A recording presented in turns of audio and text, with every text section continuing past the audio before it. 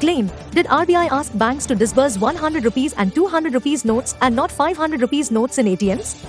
Fact check. The claim is going viral on social media.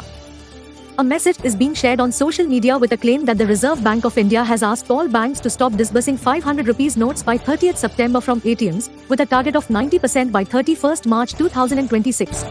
The post can be accessed on x.com here. The claim reads, RBI has asked all banks to stop disbursing 500 rupee notes by 30th September from ATM. Target is 75% of all banks. Banks ATM then 90% ATM by 31st March 1926. ATM going forward will only disburse only 200 rupees and 100 rupee notes only. Hashtag public torture is real. It can be seen here and here. Fact check. Truth: misleading.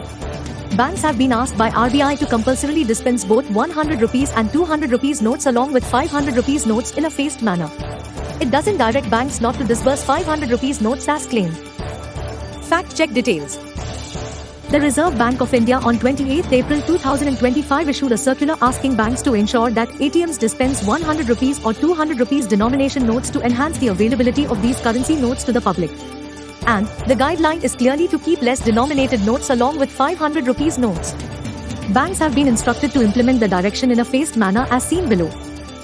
As part of an endeavor towards enhancing public access to frequently used denominations of banknotes, it has been decided that all banks and white label ATM operators, WLOs, shall ensure that their ATMs dispense 100 rupees and 200 rupees denomination banknotes on a regular basis, the Reserve Bank of India, RBI, said in its circular.